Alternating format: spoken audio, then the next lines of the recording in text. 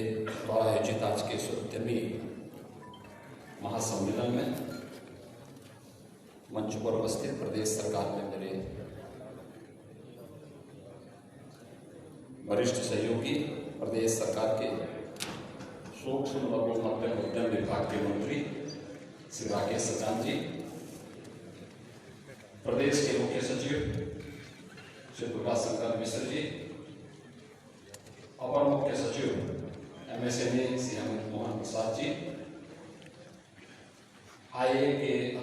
अध्यक्ष राष्ट्रीय अध्यक्ष श्री नीरज सिंघल जी,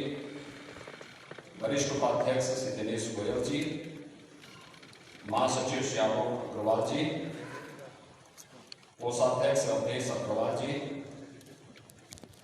कन्वीनर उद्यमी महासम्मेलन श्री राजीव बंसल जी,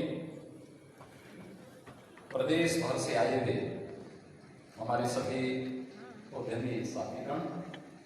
और उपस्थित भाइयों और बहनों, इंडियन इंडस्ट्रीज एसोसिएशन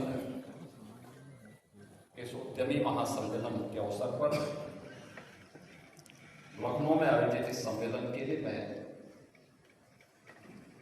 आयोजकों को धन्यवाद देते हुए आप सबका प्रदेश की राजधानी लखनऊ में आपका स्वागत करता हूं। आप सबका हृदय से करता हूं। मुझे इससे पहले भी IIA के कई अन्य कार्यक्रमों में जाने का अवसर प्राप्त हुआ है। उसमें आगरा में भी पिछले दिनों इसी प्रकार का एक उद्यमी महासम्मेलन हुआ था। लखनऊ में भी इससे पहले और गोरखपुर आदि स्थानों पर भी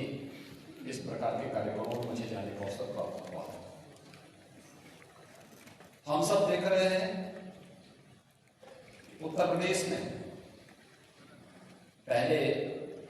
माहौल नहीं था तो लोग भी सामने नहीं आते थे, सरकार के स्तर पर भी प्रोत्साहन नहीं था और न ही कोई संरक्षण था, तो लोग एक प्रकार से हतोत्साहित से थे। लेकिन पिछले 9-9.5 वर्ष के अंदर देश के अंदर प्रधानमंत्री मोदी जी के नेतृत्व में न केवल भारत के अंदर इंफ्रास्ट्रक्चर के लिए गरीब कल्याणकारी योजनाओं के साथ साथ देश की अर्थव्यवस्था को हम मजबूत कर सके,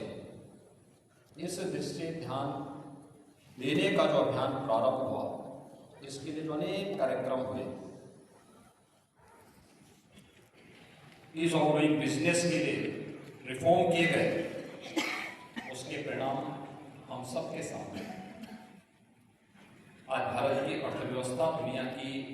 एक सुदृढ़ अर्थव्यवस्था होने की ओर अग्रसर है और जो प्रधानमंत्री मोदी जी ने लक्ष्य रखा है 2027 तक भारत दुनिया की 3 टॉप की अर्थव्यवस्थाओं में से एक होगा। यह हर भारतीय को स्वाभाविक रूप से इसमें इंडस्ट्रीज की अपनी भूमिका है और इंडस्ट्रीज की इस भूमिका को प्रोत्साहित करने के लिए उत्तर प्रदेश सरकार ने 2017 में आने के बाद अपनी जो परंपरागत पहचान थी उसको प्रदेश में 1 डिस्ट्रिक्ट 1 प्रोडक्ट के रूप में परंपरागत उत्पाद को प्रमोट करने का जो कार्यक्रम बनाया था वो आप सबके सामने है। हम सब जानते हैं कि 1 डिस्ट्रिक्ट 1 प्रोडक्ट की योजना आज यह उत्तर प्रदेश के अंदर ही नहीं बल्कि देश और दुनिया के लिए एक अभिनव योजना बनी है। हमने नाम 1 डिस्ट्रिक्ट 1 प्रोडक्ट दिया है, लेकिन ये MSME को प्रमोशन की ही एक योजना शासन की है और आदरणीय प्रधानमंत्री जी ने इसी के लिए कोरोना कालखंड में कहा था वोकल फॉर लोकल। यही आत्मनिर्भर भारत की सबसे बड़ी ताकत है और विकसित भारत बनाने के प्रधानमंत्री मोदी जी के लक्ष्य की जो आधारशिला है वह आत्मनिर्भर भारत का है। आत्मनिर्भर भारत से एक विकसित भारत और विकसित भारत की जो संकल्पना है उसकी आधारशिला कोई है तो वह हमारी परंपरागत उत्पाद जिसे हम एमएसएमई कहते हैं, उत्तर प्रदेश ने उसका सरलीकरण करते वन डिस्ट्रिक्ट वन प्रोडक्ट के रूप में उसको आगे बढ़ाने का कार्य किया है। इसके लिए सरकार ने अनेक प्रकार के प्रयास किए। हम लोग देखते थे हमारे पास प्रोडक्ट है, और मैं आप सभी उद्यमियों से इस बारे में भी कहूंगा, हमारा कंपटीशन किससे है, इसके लिए प्रोडक्ट की क्वालिटी को बताना, दिखाना। देखिए, अगर आपकी प्रोडक्ट के प्रति लोगों का विश्वास जागृत होगा तो लोग स्वयं उसकी तरफ आकर्षित होंगे, लोग आएंगे, उस क्वालिटी को देखेंगे, उसके साथ उसको मार्केट से जोड़ने का प्रयास करना, मार्केट के कंपटीशन के अनुकूल हम अपना प्रोडक्ट भी दे सकें, लेकिन साथ साथ जो दिखता है वही बिकता भी है। यानी उसकी पैकेजिंग भी इस तरीके से आप करिए कि वह लोग उसको प्रोडक्ट को बाद में देखें, पहले पैकेजिंग को देखें। इसमें हम अक्सर फेल होते थे। उत्तर प्रदेश में हम लोगों ने इस दिशा में प्रयास प्रारंभ किया है, भारत सरकार के साथ सहयोग करके उत्तर प्रदेश पैकेजिंग इंस्टीट्यूट की यहाँ पे स्थापना को कार्यक्रम को तेजी के साथ आगे बढ़ाया गया है। प्रदेश के अंदर और भी जो इस फील्ड में हम लोग नया कर सकते हैं, इसके लिए एक नए प्रयास प्रारंभ हुए हैं, और उस दिशा में हम लोग विश्वास करते हैं कि राज्य सरकार मिलकर के, केंद्र और राज्य सरकारें मिलकर के उद्यमियों की सुविधा को और ध्यान में रख करके उसको और भी अनुकूल बनाने का प्रयास करेंगे। टेक्नोलॉजी का उपयोग करते हुए इंस्पेक्टर राज से मुक्ति के जो कार्यक्रम चले हैं, निवेश मित्र पोर्टल, निवेश सारथी पोर्टल, ऑनलाइन इंसेंटिव प्लेटफॉर्म, ये सभी उद्यमियों को प्रदेश के अंदर निवेश की संभावनाओं को विकसित करने के साथ साथ उनकी सुविधा के सरलीकरण के कार्यक्रम को भी तेजी से आगे बढ़ाने का एक अभियान है। हम सब जानते हैं ईज ऑफ डूइंग बिजनेस में उत्तर प्रदेश की रैंकिंग बहुत खराब थी, लगभग 14वें स्थान पर थी आज से 6 वर्ष पहले, लेकिन सरकार ने उस समय कदम उठाए, व्यापक रिफॉर्म किए, ऑनलाइन सुविधाओं को विकसित किया। आज निवेश मित्र पोर्टल देश का, उत्तर प्रदेश का निवेश मित्र पोर्टल देश का सबसे बड़ा ऑनलाइन प्लेटफॉर्म है, जो डिजिटल प्लेटफॉर्म के माध्यम से लगभग 400 से अधिक स्किललेस एक प्लेटफॉर्म पर उपलब्ध कराने की सुविधा उपलब्ध करवा रहा है। निवेश सारथी पोर्टल के माध्यम से आज के दिन पर हम लोग एमओयू की पूरी कार्रवाई के क्रियान्वयन के लिए कैसे हमें आगे कार्य करना है, हम उस पोर्टल का उपयोग करके उससे लाभ ले सकते हैं। और निवेश होने के बाद आज प्रदेश के अंदर हम लोगों ने ऑनलाइन इंसेंटिव प्लेटफॉर्म को भी उपलब्ध करवाने की कार्रवाई को आगे बढ़ाया है, जिसके माध्यम से जिस निवेशक ने अपना निवेश कर लिया है उसको शासन से मिलने वाली इंसेंटिव का लाभ भी उसे समयबद्ध तरीके से प्राप्त हो सके, उसके लिए भी उन्हें कार्यालयों का चक्कर न लगाना पड़े। इसके लिए सरकार के स्तर पर नए प्रयास प्रारंभ हुए हैं। भाइयों बहनों, ये सभी प्रयास सरकार के स्तर पर हुए हैं, चाहे वे रिफॉर्म के हों, चाहे वे परफॉर्म के हों, और चाहे वो प्रदेश के अंदर इन सबके लिए लैंड बैंक बनाने का कार्य हो या फिर बेहतर कानून व्यवस्था और सुरक्षा का माहौल बनाने का। यह उत्तर प्रदेश ने पिछले 6-6.5 वर्ष के अंदर जो कुछ भी किया है, आज उसी का परिणाम है कि प्रदेश में ग्लोबल इन्वेस्टर समिट का आयोजन जब उत्तर प्रदेश कर रहा है, हमने फरवरी 2023 में अपना ग्लोबल इन्वेस्टर समिट जब आयोजित किया था, अब तक हमें उस क्रम में जो निवेश के प्रस्ताव प्राप्त हुए हैं उनकी संख्या 40 लाख करोड़ रुपए के प्रस्ताव। आप याद करिए, 40 लाख करोड़ रुपए के निवेश के प्रस्ताव आज उत्तर प्रदेश को प्राप्त हुए हैं। आज जब हम उत्तर प्रदेश के किसी एक आयोजन को आगे बढ़ाते हैं, आपने देखा होगा अभी सितंबर माह में ग्रेटर नोएडा में इंटरनेशनल ट्रेड शो का आयोजन किया गया था। आप में से बहुत सारे उद्यमी वहां उस कार्यक्रम के साथ सहभागी बने थे और उस इंटरनेशनल ट्रेड शो में आपने देखा होगा 70,000 को उस पूरे कार्यक्रम में केवल बायर्स आए थे और टोटल आने वालों की संख्या 4 लाख थी, जिन लोगों ने 3 दिन के अंदर 4 दिन के अंदर इस पूरे कार्यक्रम में सहभागी बनकर के सफलता की नई ऊंचाइयों को आगे बढ़ाया था। ग्रेटर नोएडा का एक्सपो सेंटर, उसके जो 14 सभागार हैं, पहली बार उसमें इतनी एग्जीबिशन लगी हुई थी, इतने एग्जीबिटर आए थे, जिसमें लगभग 450-500 की संख्या में विदेशी भी थे, फॉरेन बायर्स भी थे और फॉरेन एग्जीबिटर, वहां फॉरेन बायर्स भी उस कार्यक्रम के साथ सहभागी बने थे। उत्तर प्रदेश के पोटेंशियल को देख करके सब आश्चर्यचकित थे, क्या ये कुछ उत्तर प्रदेश में हो रहा है, क्या ये सब चीजें उत्तर प्रदेश में है? उनको आश्चर्य होता था इन सभी चीजों को ध्यान रखकर देख करके। लेकिन ये नया उत्तर प्रदेश है, नए भारत का नया उत्तर प्रदेश, इंफ्रास्ट्रक्चर से लेकर के प्रदेश में बेहतर कानून व्यवस्था को लेकर के, ईज ऑफ डूइंग बिजनेस से लेकर के, चाहे वो प्रदेश के अंदर दी जाने वाली किसी भी अन्य प्रकार की सुविधा और सुरक्षा के बेहतर माहौल को आगे बढ़ाने के लिए प्रदेश सरकार ने दिशा में बेहतर प्रयास किए हैं। मैं आज के इस अवसर पर आप सबसे ये अपील करूंगा, हमें भी उसके लिए अपने आप को तैयार करना चाहिए।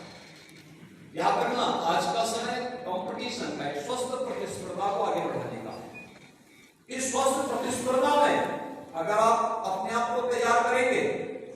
कोई कारण नहीं कि आप मार्केट में टिके रह पाएंगे, कोई कारण नहीं, क्योंकि पूरी दुनिया विश्वसनीयता की दिशा भारत की तरफ देख रही है और भारत में उत्तर प्रदेश की तरफ देख रही है। तो स्वाभाविक रूप से समय आपका, उत्तर प्रदेश सरकार ने इस समय नए प्रयास प्रारंभ किए हैं, व्यापक रिफॉर्म किए हैं। आपने देखा होगा 46 वर्ष लगे हैं नोएडा, ग्रेटर नोएडा को विकसित करने में, तब हमारे पास 35,000 एकड़ लैंड वहां उपलब्ध हो पाई और आज वो स्वरूप वहां का दिख रहा है। आज आप एनसीआर में चले जाइए, कहीं भी, दिल्ली हो या एनसीआर में, कोई भी करने पाए, आप उसमें नोएडा, ग्रेटर नोएडा, यमुना अथॉरिटी उन सबसे अलग और एक नयापन दिखता होगा उसमें। अन्य की तुलना में आप देखेंगे तो अन्य जगहों से लोग छोड़ कर क्या यहाँ आ रहे हैं। वर्तमान में हम लोगों ने झांसी बुंदेलखंड क्षेत्र में भी एक नए औद्योगिक संस्थान के निर्माण की कार्रवाई को आगे बढ़ाया है और नोएडा, ग्रेटर नोएडा को बसने में लगे 46 साल और कुल 33,000 एकड़ लैंड वहां की जो उपलब्ध हो पाई थी। झांसी बुंदेलखंड के लिए हमारे पास पहले चरण में 38,000 एकड़ लैंड उपलब्ध है, जिस पर हम लोगों ने अपनी कार्रवाई को आगे बढ़ा दिया है। 46 वर्ष लगे हैं वहां पे एयरपोर्ट बनाने के लिए। जब हमारी सरकार आई तो हम वहां पे इंटरनेशनल एयरपोर्ट जेवर में बना रहे हैं, जो अगले वर्ष फरवरी तक हमारा प्रयास है कि वहां पे पहले रनवे को प्रारंभ करें। झांसी बुंदेलखंड औद्योगिक क्षेत्र जो बनेगा, इसमें पहले चरण में ही 4 लेन की कनेक्टिविटी के साथ हम एयरपोर्ट भी देने जा रहे हैं। वहां पे हमारा डिफेंस मैन्युफैक्चरिंग कॉरिडोर भी स्थापित हो रहा है। वहां पे तमाम अन्य प्रकार के, यानी भारत डायनेमिक्स ने पहले से वहां पे अपना निवेश प्रारंभ कर दिया है और भी अन्य निवेश की संभावनाएं तेजी के साथ वहां आगे बढ़ी है। और मैं आपका आह्वान करूंगा कि प्रदेश के अंदर तो हर जिले में इस प्रकार की संभावनाएं हैं कि जहां पे आज के दिन पे लैंड बैंक की समस्या भी नहीं है और वहां पे सुरक्षा की भी कोई समस्या नहीं है। यूपी के अंदर आज के दिन पर आप किसी भी सेक्टर में निवेश की संभावनाओं को तलाश करके न केवल अपनी पूंजी को बल्कि स्वयं की सुरक्षा को भी आगे बढ़ाने में आपको काफी मदद उत्तर प्रदेश के अंदर मिल सकती है। आज के इस अवसर पर मैं आप सबसे इसी बात को कहना चाहूंगा, सरकार टेक्नोलॉजी का भी उपयोग करना चाहती है, आपकी हर समस्या का समाधान भी करना चाहती है। और सरकार का हर प्रकार का, जैसे पिछले 6.5 वर्ष के अंदर आपका रहा होगा कि 6.5 वर्ष के अंदर आपने देखा होगा किसी भी स्तर पर बिना किसी बैरियर के हम इस पूरी व्यवस्था को लेकर के चले हैं। आगे भी सरकार के स्तर पर इस प्रकार के सहयोग की मैं आपके प्रति आपको मैं आश्वस्त कर सकता हूं कि सरकार का ही सकारात्मक सहयोग इंडस्ट्री को, उद्योगियों को और यहाँ के सभी बिजनेसमैन को प्राप्त होगा। लेकिन साथ साथ मैं आपसे भी इस बारे में भी कहूँगा, हम भी अपने स्तर पर प्रयास करें कि सरकार के साथ मिलकर के एक सकारात्मक माहौल बनाने में जो आपने योगदान दिया है। आज हमें IIA, CIA या इस प्रकार के जितने भी जो संगठन है, औद्योगिक संगठन है, इनके द्वारा जो भी हम लोगों के साथ मिलकर के अलग अलग तरीके से सरकार के कार्यक्रमों को आगे बढ़ाने में मदद की जाती है। और हम भी चाहते हैं कि सरकार के साथ मिलकर के कार्यक्रमों को आगे बढ़ाना, कहीं कोई समस्या है तो उसके समाधान का एक मैकेनिज्म तैयार होना, कहीं पे आपको लगता है कि ये बैरियर बन रहा है, उस बैरियर को हटाने का काम सरकार का है। लेकिन सरकार प्रदेश की इकोनॉमी को तेज करने के लिए और इंडस्ट्री को वहां पे लोकल स्तर पर रोजगार की संभावनाओं के साथ जोड़ने के लिए भी अगर हम अपने स्तर पर लोकल इंस्टीट्यूशन को अपने साथ जोड़ सके, इंडस्ट्री के साथ जोड़ सके, तो आपको सस्ता मैन पावर स्थानीय स्तर पर उपलब्ध होता हुआ दिखाई देगा। और इस पर मुझे लगता है कि बहुत अच्छे ढंग से काम किए जाने की आवश्यकता है। हम लोगों ने इस वर्ष सितंबर महीने में international trade show greater Noida में आयोजित किया था। मैं आप सबको इस बात के लिए फिर आश्वस्त करता हूं, 2024 में भी हम लोग सितंबर माह में ही इस प्रकार के इंटरनेशनल ट्रेड शो के लिए अभी से तैयारी कर रहे हैं। मुझे भी लगता है गोरखपुर में ये ट्रेड शो, वहां पर भी लगभग मेरा अनुमान है कि काफी बड़ी संख्या में, जो मुझे अभी तक बताया गया है कि काफी बड़ी संख्या में एग्जीबिटर पहुंचे हुए हैं। उनके द्वारा वहां पर एक आज गोरखपुर में गीरा की गोरखपुर औद्योगिक विकास प्राधिकरण जो है उसका आज स्थापना दिवस है। उसके स्थापना दिवस के अवसर पर आज वहां पे भी एक बहुत बड़ा एग्जीबिशन वहां लगी हुई है। उस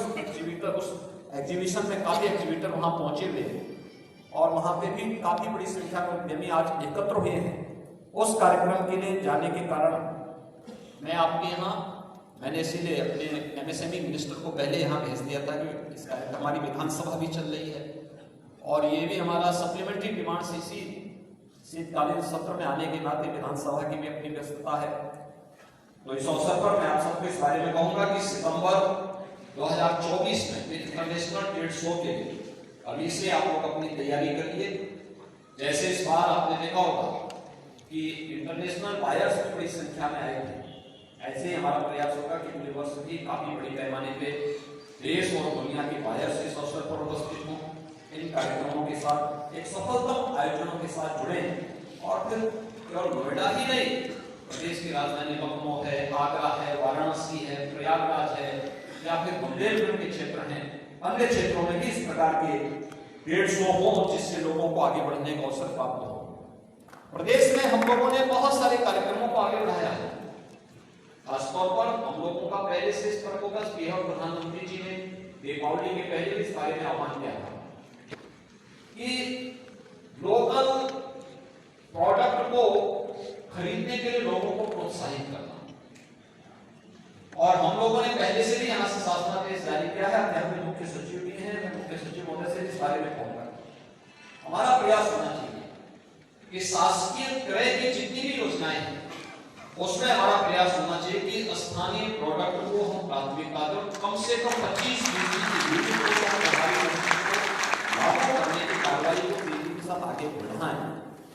वैसे भी हमारा प्रयास होना चाहिए, अगर लोकल इंडस्ट्रीज को हम प्रोत्साहित नहीं करेंगे, और शर्त यह है कि क्वालिटी में दें, क्वालिटी में कॉम्प्रोमाइज नहीं होना चाहिए, लेकिन हमें उसको प्रमोट करना चाहिए। और स्थानीय स्तर पर अगर हम उन्हें अन्य सुविधाएं दे रहे हैं तो हमारा प्रयास होना चाहिए कि लोकल स्तर पर रोजगार के लिए भी हम उन्हें प्रोत्साहित करने के लिए कहें कि लोकल इंस्टीट्यूशन को ये जोड़ सके, अच्छा मैन पावर मिलेगा। और अब तो सरकार ने बहुत सारी स्कीम यानी PM इंसेंटिव की पीएम इंटर्नशिप की स्कीम भी आई है और सीएम इंटर्नशिप की स्कीम भी आई है, जिसमें अगर इंडस्ट्री इंस्टीट्यूशन से जुड़े हुए उन छात्रों को अपने साथ जोड़ती है, आपको हैंड्स में लेके काम करने के लिए, लेकिन साथ साथ मानदेय देने में केंद्र और राज्य सरकार भी आपको आधी मदद कर देगा। तो आपके पास तो आपके पास एक वर्ष के लिए कुछ लोग मिलेंगे कार्य करने के लिए। आपने उसके बाद उस मानदेय देने के बाद 1 वर्ष के बाद आप उसको सर्टिफिकेट देकर के जाएंगे, उसके पास एक एक्सपीरियंस होगा आपके यहाँ कार्य करने का। लेकिन साथ साथ आपके मानदेय के आधे लोड को सरकार स्वयं दे रही है। हमें इन सभी योजनाओं का लाभ भी लेना है। एनसीआर से जुड़े हुए जो मामले हैं कि एनसीआर में जो एनजीटी के कारण या commission for air quality management CAQM के द्वारा जो वहां पे तमाम जेल सेट को बंद करने के आदेश दिए गए हैं, मेरी आपसे अपील है, सरकार ने वर्तमान में बहुत सारी चीजों को आगे बढ़ाया है, खासतौर पर ई बिलिंग को भी, और इसमें हमने सोलर पॉलिसी के अंदर, रूफटॉप सोलर पॉलिसी के अंतर्गत हम लोगों ने वहां पर जो व्यवस्थाएं दी हैं, उस व्यवस्था का भी लाभ अगर आप ले सकेंगे तो मुझे लगता है कि आपको वहां पर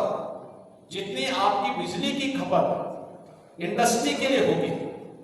उसमें भी आपको मदद मिलेगी और